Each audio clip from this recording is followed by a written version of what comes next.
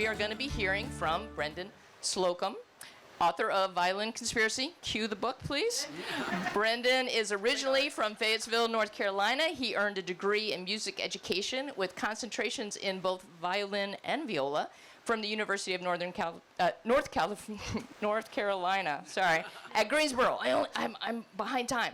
For more than 20 years, he has been a public and private school music educator and has performed with orchestras throughout the DMV.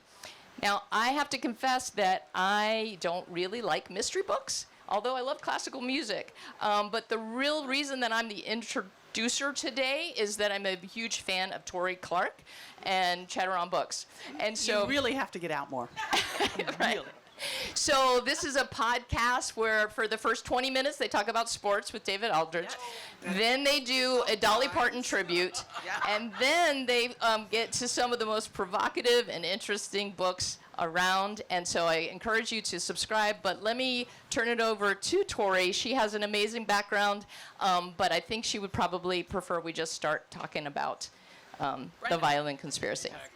Thank you very much, Jackie. And thank you, my gosh, thank all of you for coming out in the first place, staying all day. It was so great to be here. It was so great to have Chatter on Books be part of the Gaithersburg Book Festival. And I'm sure everyone's doing this all day long, but a big hats off to Mayor Judd Ashman, and the hundreds of volunteers who make this festival work. It's really, really spectacular. So thank you to everybody.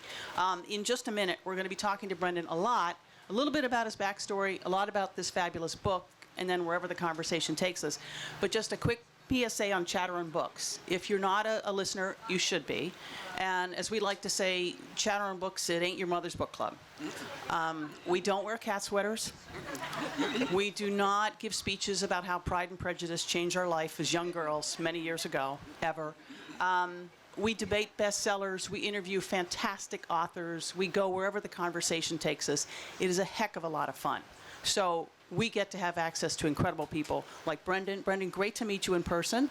Nice to meet you, too. Thanks for having us here. David, thanks for joining us. Of course. Pleasure. Okay. Can I just say this before we start? Because this is the first time, Torie. Well, we had one event maybe where we had a few fans of the show. Yeah. At a couple, maybe up at... and some bookstores, yeah. Yeah, on Capitol Hill. East City Books. East City Books, right. Loyalty Books. But this is the biggest outpouring of fans. And these are people who really, really, really love books. And I'm looking around, and I realize I am by far the dumbest person here. It's not even close. You all are much more learned and book read than I will try to keep up in the next 45 minutes or so. David and I are clearly the least literary. That's our strength. It's like a jiu-jitsu thing. But, as Jackie was saying, we often spend... Okay, the reason my 320-somethings talk to me is because I know David Aldridge. Yeah, whatever. It is very, very true. They think their old mother's tiny bit cool because I know David. And often there's a lot going on in the sports world that we care about. And so I shamelessly exploit David and The Athletic to get insights. He went to a lot of trouble to get here today, flying from Chicago, where he's covering the NBA playoffs. And I'll just read you a tweet. And my kids understand what this means. This was 13 hours ago, David. Yeah. Jordan Poole is the bridge. It is his presence that melds the Warriors. By the way, the coach of the Warriors is my future trophy husband. Yeah. I've told him that. He was... Not impressed. He was concerned. He was... That melds the Warriors' great Splash Brothers / Draymond pass to its future, with Kuminga and Moody et al. Without him, Golden State may have had to choose. Now they don't have to. Poole's emergence ties it all together. Okay, David, we don't have 20 minutes. A minute? What does that mean? That means Jordan Poole's really good, and he's helping the Warriors still be great. Ta-da. Who's going to win? The whole thing? Yeah. Probably Golden State, but I said it with no particular conviction. This will make me so happy. Since the Caps have gone out, tragically again in the first round, I've been able to go all in on the NBA playoffs. Okay. I can text your future husband right now if you like. I dare you to. I dare you to. Torie's going all in on this tragic quest to get you in her life. Okay, Brendan Slocumb. We have had many, many authors on this show. A remarkable number of them, before they became incredibly successful, wonderful authors, they wanted to be lawyers. They wanted to be astronauts. They wanted to be athletes. I don't think we've ever had a classical musician. No. Ever. First one. So I've read a lot of interviews and I've read a lot about you. As a way of getting into your backstory, you started playing the violin as a child. which I'm guessing at 8, 9 years old, not a lot of kids that look like you were playing the violin, but you said it saved you. Tell us how playing the violin saved you. First, thank you guys so much for braving the heat and coming out, and it's really, really, really appreciated. And before I get into this, I do this every time I am at an event. I show my appreciation by taking a picture of you guys. There you go. Tuck in. Everybody tuck in. Okay, just give me one of these. I need one, really. What does that mean? I don't even know. Is that hook 'em horns? I don't know what that means. Thank y'all. Oh, that's It's our that story we're hang sticking loose, with. hang loose. There was a question in there. How did the violin save your life? Yeah, I actually started playing violin when I was 9 years old in a public school music program. I'm sorry, were you late for music class and that was the last instrument left? Is that who shoved the violin in your hands? Totally true story. A couple of friends of mine, 5th grade, a nice lady came around and said, we offer string lessons. You just have to rent your own instrument. I didn't hear any of that. All I heard was you get out of class 2 days a week. I'm in. Yes, let's do this. Here we go. So my friends and I decided that we were going to do it, and at the last minute, they dropped out. And I was like, well, I'm going to do this because I want to go. I didn't do my homework. Yes, we have to do this. And from the moment I picked it up, I absolutely loved it. It was life-changing. That moment, I will never forget what it felt like in my hands, and it was great. It was so much fun. But you play other instruments as well, I do. You teach. Yes. What's your teaching philosophy? Take every student where they are and take them further. Take them where they are. I'm not expecting anyone to be world-class musicians. I take them where they are, and I do my best to take them. If they know more tomorrow than they did the day before, then I'm successful. Okay, David may have heard this story. I'm the youngest of 5 girls. The older 4, enormously talented, good students, good athletes, good musicians, everything. Me, not so much. Followed my 4 obnoxiously talented sisters to Catholic school. And you go to Catholic grade school, everyone needs to learn something. So, of course, I'm going to learn how to play the piano with the nuns. 2 weeks into my lessons, the nuns, Sister Mary Clement, I remember her, calls my mother and says, I don't think this is for Torie. I'm getting fired from piano lessons, which I think cost $1 a lesson or something at the time. And my mother said, I don't think that's for you to decide. And Sister Mary Clement said, yeah, it is. Actually, that was it. That was it. And then 1,000 years later, I tortured my children by saying, okay, if I could learn how to play the piano, they will, damn it. It didn't work. It did not work. Okay. I want to read a blurb from the back of Brendan's book here from Misty Copeland, who's an incredible person. And she says, the Violin Conspiracy reminds all of us that dreams are worth pursuing no matter the obstacles. The struggle to follow your heart is always the same, and this novel inspires us to take the chance, make the leap, and dare to be better.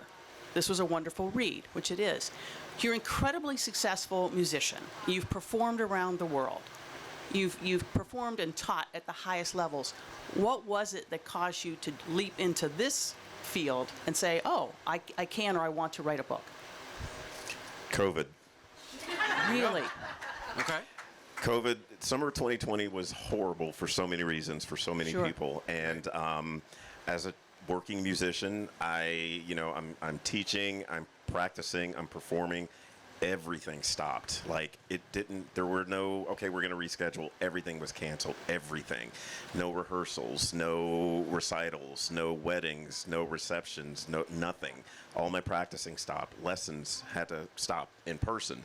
Yeah. So, you try the Zoom thing for a couple of weeks, and, I turned the camera off and started playing my video games because it was just, Zoom. Everybody zoomed out. So I saw an advertisement for selling books in the age of COVID. And I was like, all right. I'd written a manuscript 20 years ago, a science fiction book. I submitted. I got a letter back that said, this is terrible. But you've got a good voice, so you should try writing what you know, and it's definitely not science fiction. I was like, all right, well, we figured that one out. So I was like, I know music. I wrote a little bit of the Violin Conspiracy, submitted it, and my current agent just said, this is really good. If you're serious, write every day. It's like, yeah, that's no problem. I'm accustomed to practicing, 2-3 hours a day, so that was no big deal to sit down and type. And People hate it when I say this to them, but 2 months later, I had the Violin Conspiracy written. Wow. Yeah, people hate you. Yeah. Absolutely hate you. I don't Okay. hate you. Give us the snapshot of the plot, and we have to be very careful about talking about this. This is a mystery. This is a thriller. There are twists and turns in this wonderful book. But give us the snapshot of the plot, which is somewhat autobiographical. Yes, 92% of what happens in the book is from my life. Just 92%. The elevator pitch for Violin Conspiracy, it's the story of Ray, who discovers that his old family fiddle is actually a priceless Stradivarius violin.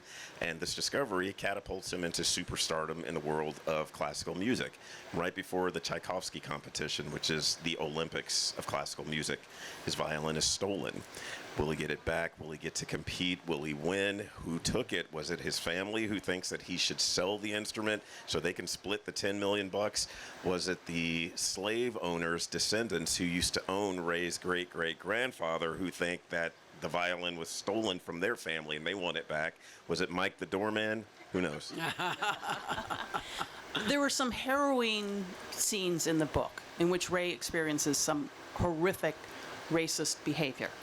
Again, somewhat autobiographical. Maybe share one, and I've read enough about you now that you believe people should be called out on it. And Ray does. I do believe people should be called out, and I also think that I like to give people the benefit of the doubt. You never know what people are going through. You never know. You never know. So, maybe I'm not just assuming that people are inherently racist. Maybe that was just a bad day. You never know. I'm an optimist. One scene in particular, the only thing that separates the main character Ray from me is that he actually ended up going to jail and I did not. The Baton Rouge scene. Ray is driving down the road to LSU and he makes an illegal lane change. He puts his signal on from the right lane. He gets over to the left, turns left, and a cop pulls him over, stops him, and pulls his gun, makes him get on his hands and knees, and who are you? What is this in the back? You probably stole that instrument. That's not yours. And yeah, it was the same thing. That was kind of hard to write because it brought back a lot of painful memories. That's why I will never go back to the city of Baton Rouge again. I had that horrible experience. Completely understandable. Okay, let's talk about ambition. And David, I want to bring you in on this because one of the things throughout the book, and I think Misty kind of spoke to that in her blurb, is that if there's something you love doing, then pursue it. Mm-hmm. And if you want to go to the highest levels, great. Continue to work hard. Don't listen to the voices and the people who say no. But talk about ambition from a macro level for you, because you're now performing at the highest levels at some very challenging fields. And then at a micro level, raise ambition. And then I want to ask David about the kind of people you follow every single day. Sure. I've been told, this is not for you. You can't do this. You should really do something else that you're going to be good at. I'm a musician. I have done the work.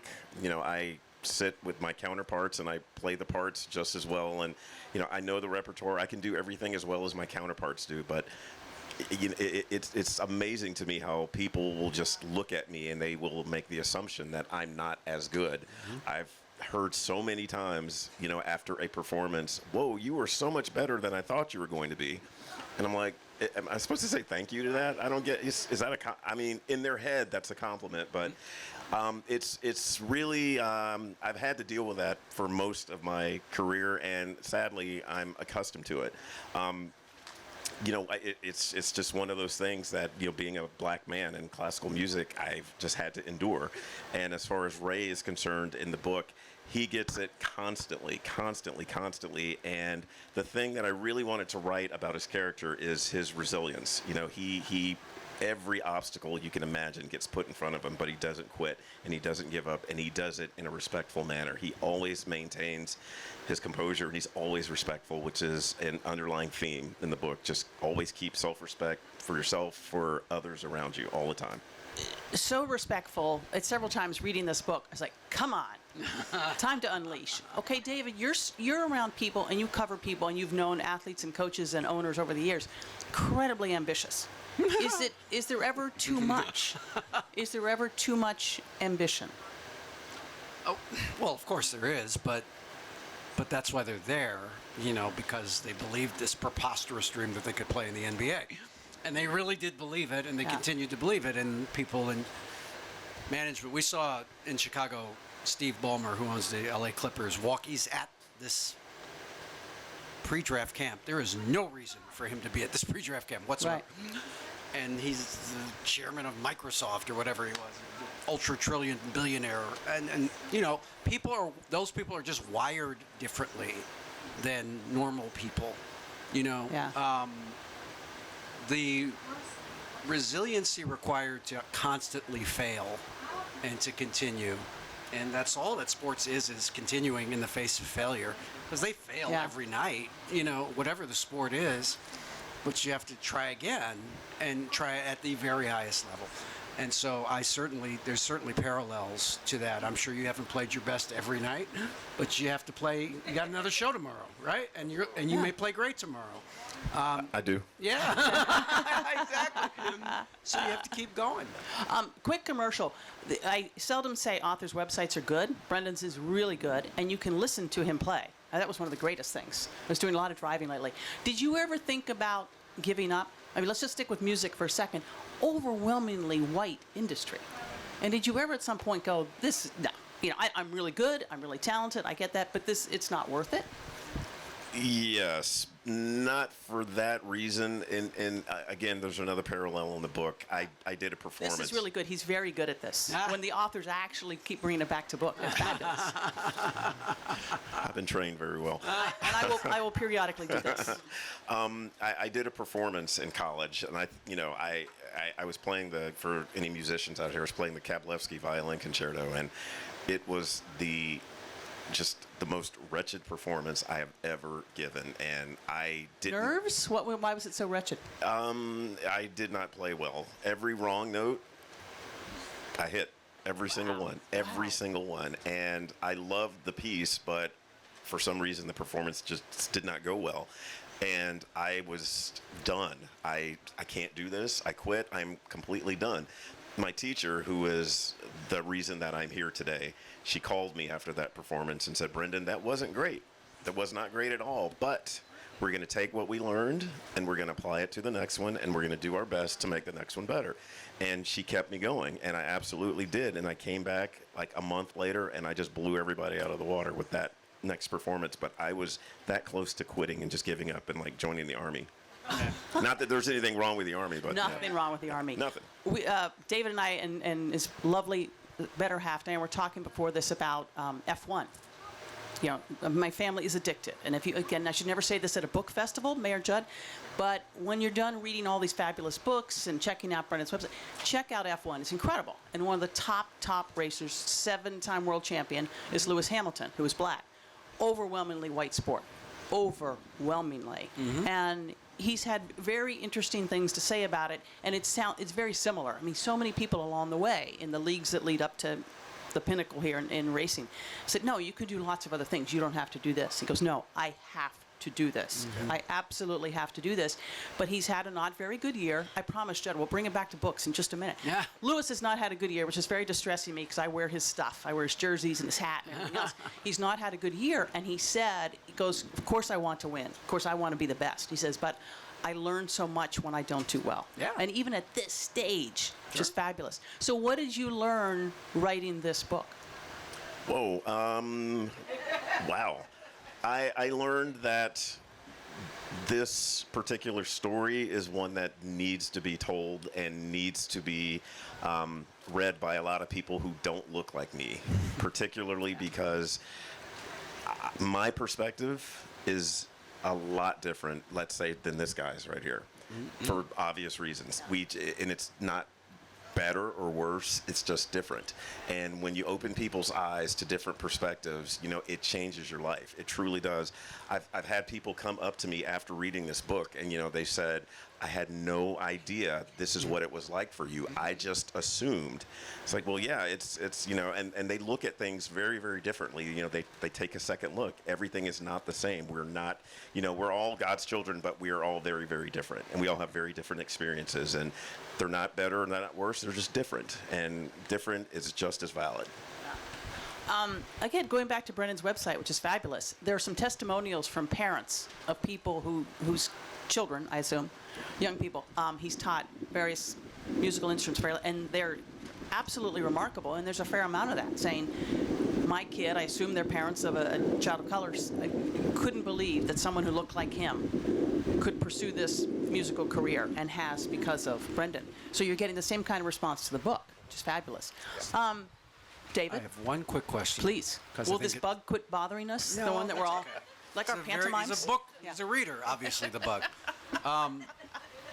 Part of what you have talked about and write about. I'm always curious about imposter syndrome. Oh. And it goes double, goes quadruple for us. You know what I mean? Like, and so, how did you kind of deal with that? You might want to explain imposter syndrome for We all some have it. people. All of us experience imposter syndrome, which is basically I don't belong here.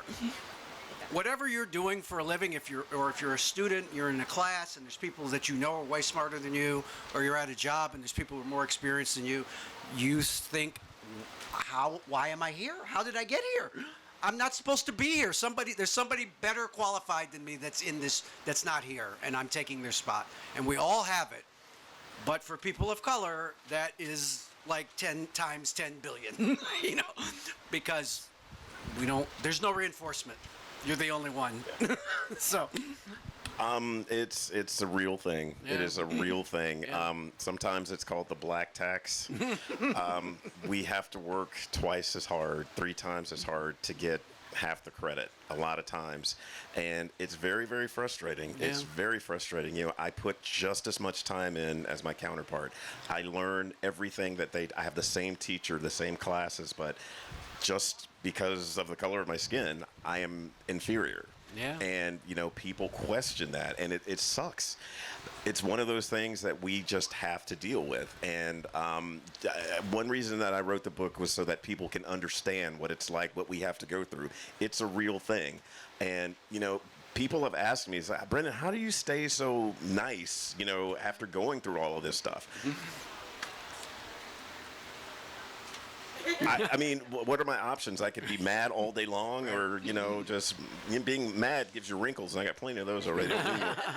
But, you know, I learned very early on from my family and my friends and mentors that, you know, just you have to tune everyone else out. You have to just, if you love it, you can do it, and you should. Don't let anyone or anything keep you from doing what it is that you loved. And I absolutely loved playing the violin. Mm-hmm. You know, I was told every day that I shouldn't do it. No, you're not going to be successful at that every single day. Mm-hmm. But I kept at it because I loved it, and I had people to push me who understood how important it was for me to do what I loved. And so that is my philosophy to this day. That's why I got that thank you tattoo, to show my gratitude to everyone who's supported me in any way, shape, or form, and it hurt. So yeah. You have so many friends and colleagues and peers and competitors in the world of music, and I assume a lot of them have read this book. Do some of them come to you and say, that can't be true? You didn't, you know, no, you've been great, you've been wonderful and so successful. These things didn't happen to you. I've gotten more along the lines of like the statement that I just made. Brendan, I can't believe all of this happened to you, and you're still so nice. You're such a nice guy. You're not bitter. You're not angry. There have been times, and definitely, you know, there's times that anger is appropriate, and you get mad, and you get really mad, but you refocus it, because that's just one barrier that's going to keep you from doing what you love, and nothing should ever stop you from doing what you love. Mm-hmm. If you love horses, go be with horses. You know, you love cooking, cook until your heart is content. You love, you know, clog until your feet, whatever it is that you love. If you love clogging, stop. No. Whatever it is that you love, do it, because it's your life. Do it, and you should have no regrets. You should have 0 regrets. Have you been asked to do any commencements yet? No. Okay, it's so funny you asked me that. Let me talk to your agent. I'm actually doing one next Wednesday for the City College of New York. Oh, cool. Yeah. Awesome. CCNY. How about that? Did we just hear a little teaser? Was that the trailer? Probably, because I haven't written the speech yet. So yeah. I'm much better extemporaneously. Good for them. Okay, this is the point in the show, Chatter on Books, where usually, the authors are brilliant and they're wonderful and insightful, and they say something really sincere and meaningful, and we should just stop and go to your questions. But instead, on Chatter on Books, we embarrass them with something we call 60 seconds more. David, you're going to participate this time. Oh Lord, wait a minute. Brendan, did you get warned about 60 seconds more? No, I typed one out for you, David. Not at all. No, someone else is going to time. Oh, somebody So else this is timing this week? We call it 60 seconds more. It's badly named. Yeah, but we it's just kind of really rapid badly fire named. ask questions to kind of get to the heart of Brendan as a reader, as a writer, things I care about. So we need somebody. Does anybody have a watch with a second hand, or can somebody do a minute? Jackie, come on up to the front row, honey. Come on. Yeah, Jackie. Like church, get up to the front row. If you want to be saved, get up to the front row. I've been told that. I lived in North Carolina. That's right. Okay, so Jackie's going to say go. I'll ask the first question, and then we'll just alternate, David. Okay. Unless you Wait, don't. is there a prize? You get to leave with some semblance of dignity. Okay, Yeah. I will take that. Small semblance of dignity? Always use some of that. Are you ready? I'm ready. David, are you ready? Absolutely. Jackie, yell. And you have to yell time. It's 60 seconds, but we'll just keep going. Brendan, favorite childhood book? Epic of Gilgamesh. Ooh, crowd favorite. Okay, Nice. David. Your ideal writing situation. Me in my office with a big glass of orange juice. Dreadful. David and I, it's wine, beer. Okay, is it okay to quit reading a book if you've started it but you don't love it? Yes. Diane? Okay, Not good. the Violin Conspiracy, but yes. Oh, keep reading that. You'll never stop reading. All right. The best classic and the worst classic. Best classic is the Oedipus cycle. Good one. Worst. I was gonna say Moby Dick, actually. Yeah. My new favorite person. Spectacular. What is harder, writing or teaching someone to play the violin? Tie. Should we keep going, even though we're way over? Yeah, a go minute ahead. now? Go ahead. These people aren't going anywhere. if you They've could- melted. If you could come back in another life as any writer, who would it be? Chris Bojalian. He wrote The Flight Attendant. Wow, good one. Okay. And he said really nice things about Violin Conspiracy. He did. Which is great because he does I want not. to be him when I grow up. He does not blurb many books. That's No. fabulous. Yeah. What did you like so much about Flight Attendant? This is why 60 seconds is 60 minutes. There's a turn on every page. You Yeah. never know what's going to happen, and how he does that, it's amazing. He just whips these books out, and the every page there's something crazy happening, and you're like, how does he do this? And then it all kind of comes together, and it's just amazing. And I really do want to be him when I grow up. Okay, there's still time. Okay, you got to spend the rest of your life on a deserted island all by yourself, and you can only take one book. What do you take?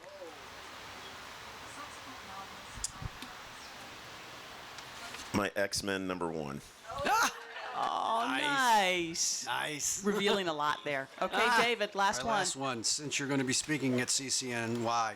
In addition to the Violin Conspiracy, a book recommendation for a graduating high school or college graduate. Wow, so many. Wow, there's so many good ones.